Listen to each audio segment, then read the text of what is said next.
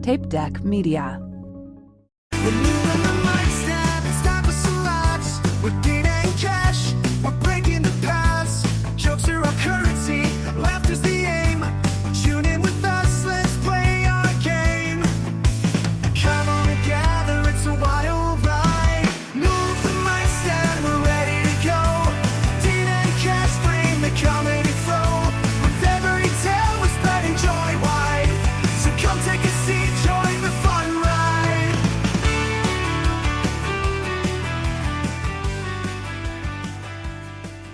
Hey everybody, it's Cash Money Carl. Welcome to Move the Mic Stand. I'm with my co-host. Dean Berg. Oh, you said that like you won a prize or something. Yeah, that's usually how they say it. Like I was in a lottery for, I'm a professional axe thrower too, and they did this lottery for like a major tournament a couple years ago, and when it landed on my name, they were like, Dean Berg. Nice.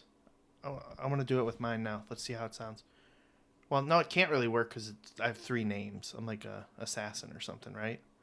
Is that how that works? Yeah. You get three names for an assassination? Yeah, John Wilkes Booth, which, okay, in the last episode, I made up a name. I know my history. Okay. So, Mr. Huff, if you're out there and you're still alive, I remember that, okay? Was that your history teacher? It was. You know what was really weird about, I know we didn't necessarily plan to talk about anything particular, but I don't want to use up all our time, but in school, all my teachers had names that kind of, not Mr. Huff, but that aligned with the topic. Like in trigonometry, my teacher's name was Mr. Graph. I thought it was going to be like Mr. Angle or something, like Kurt Angle. Oh, that'd be sweet. He teaches with a broken freaking neck. Yeah. And then my chemistry teacher, his name was Mr. Liam. And a lot of elements end in Liam. Oh, sure. I was gonna Helium. Sure. I was gonna think it was gonna be like Mr. Beaker. That would have been great. That would be great. His name was Mr. Ion. Ion, proton, electron. If you haven't noticed, I talk about a lot of sciencey stuff. Yeah, I mean, I have a 3/4 engineering degree. I don't know anything about science anymore. I'm a science nerd. Like I like practical stuff. Like I don't like. We were just talking about math the other day. Once you start adding the letters in, it's like, I'm bored. I'm out of this. Like, give me math that I'm actually going to use the math for. Right. Well, I mean, you probably use algebra. You don't even know it. Maybe. I don't know.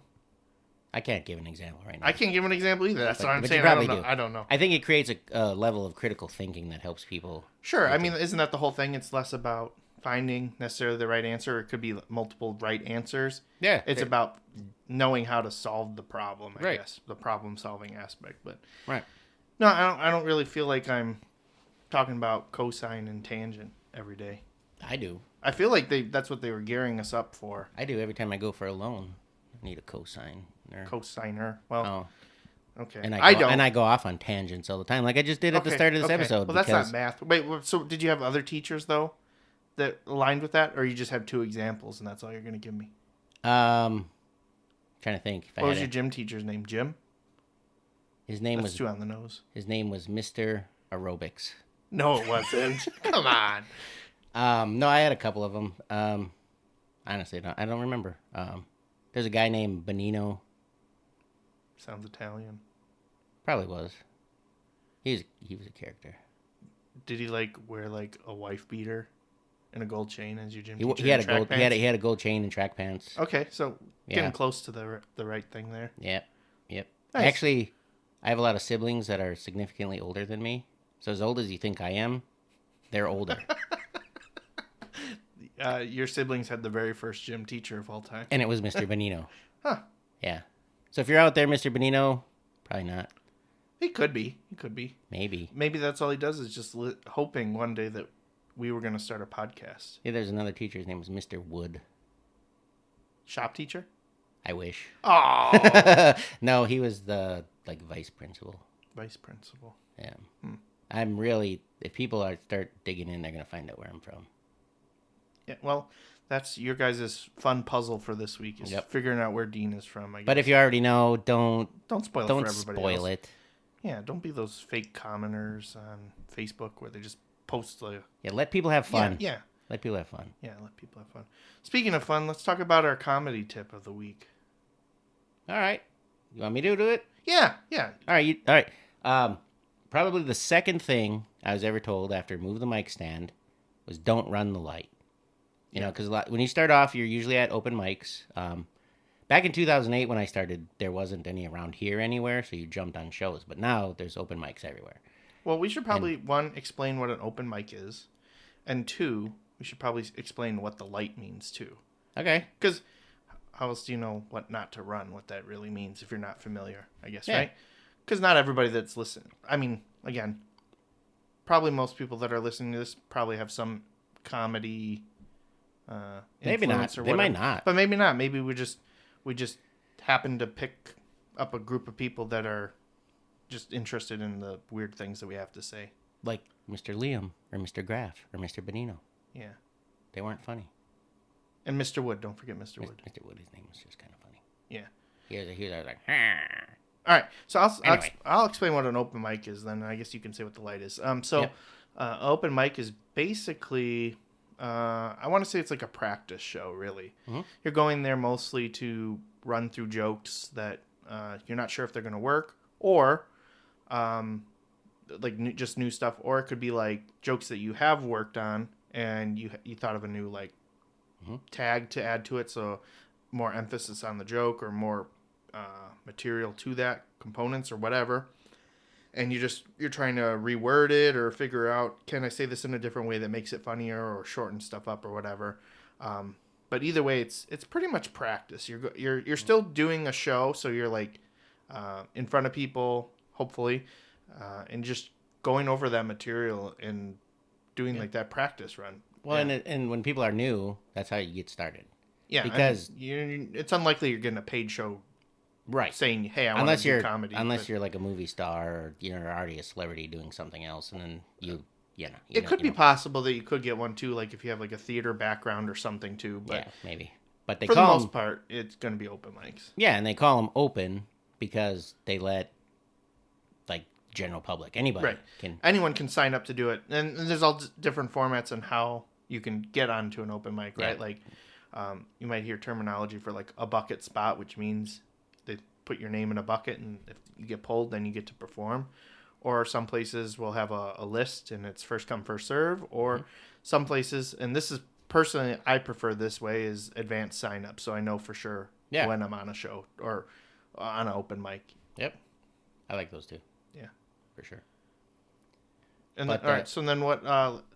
Explain what Running the light is. Yeah. So at a lot of shows, most shows, especially open mics, you have an allotted amount of time. So we'll say 5 minutes, right? And then somewhere in there, they shine a light at you from somewhere in the room. Usually, like with a minute Usually it's about a minute. Sometimes some will just be 1 minute. Some left. they not right a minute 1 minute started. left. Yeah, right. yeah, Yeah, not from good, the good to start. clarify. And then they might even have one at 30 seconds. And then if you go longer than your allotted time, that's running the light. And sometimes they'll Do stuff. do stuff. Yeah, they'll keep the light on. They'll start flashing it aggressively. They'll cut the mic and play embarrassing music or clap you off. And that I think kind of confuses people though, because then I think they think like, oh, they love me, but it's like, no, it's like, get off the stage, donkey. Right. You didn't get claps to your entire set. You're probably not getting it in the middle of you saying something, Right. like in the middle of your phrase or whatever. So yeah. Yep. But also, like, people that are doing open mics, it might be their very first time, and they might not understand that that's even a thing that they have to worry about. Like, Right. usually if someone does like a first time, they'll be short, but sometimes people just like to talk and hear their voice, so they'll try to go as long as they can, and they basically need someone to say, "Hey, you're done," and the light's not good enough for them because they just don't know that that's something Right. that they're. And it's a good idea to know where the light is. Yeah. If it's locked in somewhere in the room and it's always there, or if it's a person doing it, or whatever the method is they use, make sure you know where it's coming from. And if you're doing a mic and you don't know, like, how they're going to let you know when you are at your allotted time, don't be afraid to ask. Yeah. Ask the host, ask, the manager if they're there, whoever. Yeah, 'cause whoever's running. The thing is, if you're running the light, like, it's not that you're not good with the time management part is the big thing. It's you're kind of being disrespectful to your other comics as well as the audience too. Like, let's face it, if it's probably your first time, you're probably not doing great. You might have a couple good ones in there or whatever, but you just got to respect people's time. That's kind of the main thing, is like you're learning how to like manage the time and know like, hey, this joke's going to be a minute on the dot or whatever. So you know that, but the part of the mic is that you're practicing. So there's a little flexibility, but again, like I think I'm more impressed if I see a new person and they just like hit the time perfect. Like I'm like, wow, they did the research, they're respectful, and they're like, I might not have great jokes, but hey, at least I'm doing like the professionalism of being on stage or whatever. Right. And if you just heard us giggle a little bit in there, we got things in. So we forgot to mention this in the first episode, but we're actually live from our 3 Seasons recording studio. Yeah. We got a little recording studio here, and it's a nice. And if you want video, you got to go to what? Are we gonna say like the cheesy hack version? You got to go to our OnlyFans. No, we're not doing that. We have a fan in here. It's the only fan. It is the only fan. That is true. Yeah. Good point. But anyways, the fan was blowing some stuff around, and it just made us laugh. Yeah, because I guess it's a good segue then, because I recently got these treats, the new Kit Kats. The ones you were talking about the other day, Yeah. Whatever, Ghost Taint. No, they're Ghost Toast. Come on, Dean. Okay, close enough.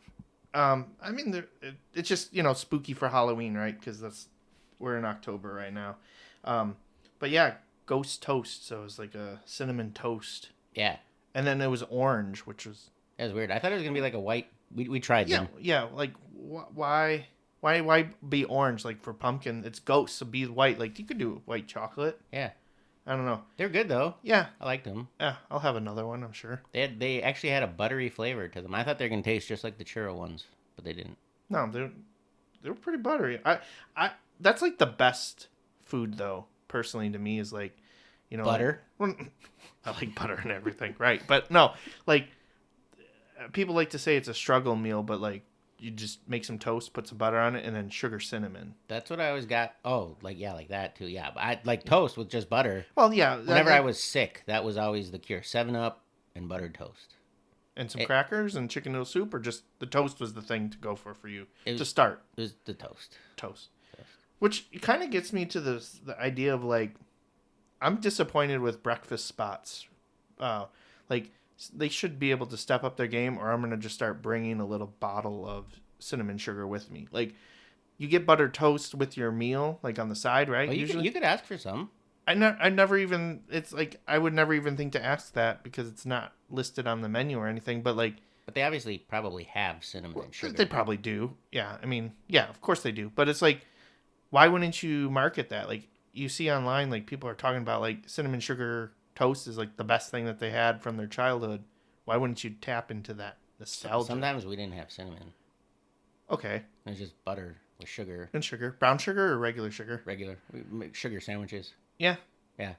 That's crazy because like my grandpa always was brought up the story of my dad and my aunts having sugar sandwiches. Oh, really? As kids growing up too. So it's like we would always, like, whether it was me or I have a lot of nephews that are close to the same age as me. I mean, because like I said my brothers and sisters and stuff are older, and so a lot of my nephews and nieces are about the same age. So we would always have a lot of snacks and similar snacks at the same time. I mean, and they you'd always hear like my mom like, "Were you guys making sugar sandwiches?" No. Why is there sugar all over the counter? I think she's just mad that you didn't make her one. She had hypoglycemia. Oh, yeah. Okay. And I don't think that sandwich works the same way with like stevia or whatever. She'd get really mad though because in like the 80s, 90s, Slim Fast was huge, and I would use it to make like chocolate shakes. Like I'd mix it with ice cream. So you took out the slim part of it. Yeah, you just had it fast. Yeah. I was like, "They're really good." I just said that like my mom. Huh, nice. No, they'd be really good, and she'd get so mad. Was it pretty good? Yeah. Like for being like what it was, right? What it was. Well, because when you drank it by itself, it was horrible. Yeah, like what was this? Everything that like that in the 80s was horrible. Gatorade, it's all good now. Well, no. I don't think everything, like, I think there's some things, like, food-wise that were better then, and then they change stuff now, and it's not as good. Well, for some things, yeah. Like, for me, like, the best Cheetos was, like, those X's and O's Cheetos that came out in, like, the 2000s. Yeah. And they're only around for a year, I think. I think that's all the time that they had. But I remember them vividly. I didn't care so much about playing tic-tac-toe with them. Who cared about that part? Like, they had the right, like, crunchiness of, like, the crunchy Cheeto, and then still a little puffy, like a puffy Cheeto. Yep. The closest thing that you can get now is those paws that Yeah. come in the big barrel. But, like, Which also come in cinnamon and sugar. man, we're tying everything together somehow. But Yeah. Can't do that on stage. I'm too slow on stage to make these connections like this quick, I think. I mean, I guess I do it okay sometimes. Okay. Maybe. Just brag. I mean, I feel everybody. good Yeah. about it Sure. for myself in my reality. Okay, but like still, like the Cheetos paws are close, but like I don't know. I think they changed the cheese formula, which is likely. I mean, that was 20 plus years ago. I know how they make that. Like, The cheese powder. yeah. Well, I assume you would know that, Mr. Cheese Man. But Yeah. like, I'm just saying, like the recipe has to be different 20 years later. I remember at one point at Pick and Save Kroger grocery store, they did a throwback of Cheetos, and it was like the Throw it back. Like the kids nowadays say. kids say that, throw it back. Yeah. I don't have kids. Well, not my kids. Well, your kids are I have older babies. I have older Well, ones, sure, too. but your baby kids are saying that. No. Like, you can't say dad. No, but like they're the- saying like no. No, like the Gen Z kids or whatever. I try you're a not- millennial. Yeah, I try but- not to listen to Gen Z kids. Yeah, but no, it's got. I don't even really know. It's like a sexual thing. Oh, well, okay, that's fine. But anyhow. Yeah, so they did like throwback Mountain Dew. How about that? Yeah, okay. But that formula was closer. Like the flavor profile somehow just hit better. And then I'll probably find out that it was really the exact same formula. They just changed the packaging only. But no, I swear it had to be like a different cheese formula on there. No, I think so. They're different. Okay. Yeah. But now they're gone. So they're Ghost. Yeah. Ghost. Ghost Kit Kat. Yeah. Actually, coming home from a show just the other day, I almost made myself and 2 other comics ghosts, like for real. How'd you do that? It was dark, like it's late. Yeah. Show got done. It was 10 o'clock. We had like a, I don't know, 3-hour drive, something like that, and a lot of it was backwoods roads and everything. And then the road opened up. We're at an intersection, and like I said, it was super dark, and the GPS didn't show the road looking that way, but it was a divided highway, and I turned too soon. Started going down the wrong way. Oh no. And I knew it from the signs that say wrong way, but more so from the other 2 comedians in the car screaming. And it wasn't even that long. It was like 2 seconds. I realized it because there was a semi coming, and I just, All right. Mr. on my toes all the time. I just pulled over to the side, semi passed, and I did a U-turn. Everything was fine. We were fine. I felt really bad. I would hope you're fine because you're Right. here with me now, unless you're Ghost Dean. Maybe. I could be. Then the other 2 comics are Ghost too. And I'm not going to say their names for their own privacy. If they ever want to tell the story, they can. You'll see their faces in the newspaper for the obituaries. Right. I think, and actually, they were like, oh, I bet you that semi driver was shitting his pants. But I was thinking, no, I drive a black Ford Explorer. They probably thought I was a cop. Oh. So a it good was point. okay. But Good save. Yeah, I felt so They bad. honestly probably thought you were a drunk driver. They might have. Yeah. Maybe they probably called it in. It probably showed up on somebody's scanner page somewhere. But I felt so bad. Like you've driven with me to shows. I'm a good driver. Yeah. We were just having some GPS problems. And I'm not gonna lie too. It's like those north roads. They don't have lights on them. It's No. just your car lights. So No, and it was dark. and sometimes like turns and stuff, they're not really marked with signage or anything. So like. There was no divided highway sign or anything, and I looked at the GPS, and it looked like it was a 2-lane highway, but it was a 4-lane, like, separated. So it wasn't even like I could veer off and go into Right. the right side of the road. I had to go around, and it was embarrassing to say the least.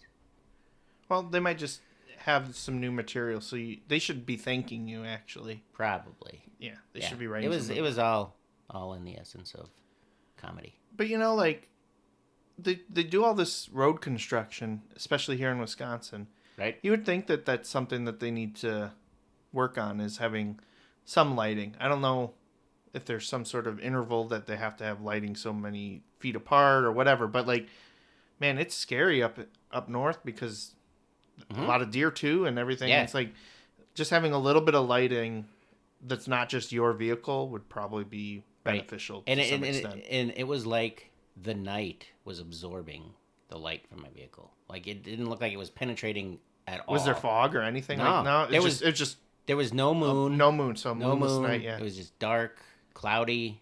Yeah. I felt I couldn't sleep. Like, I kept waking up in the middle of the night. Well, I'm glad you couldn't sleep while you were driving. No, I mean, when you got home. When I got home, Yeah. because I would like spring awake, not because I was like, oh my god, we almost died. I'm like, those guys are never gonna let me drive again. Hey, well, maybe you did that on purpose, right? Because you don't want to have to drive necessarily. I kind of like it. Yeah, I do too.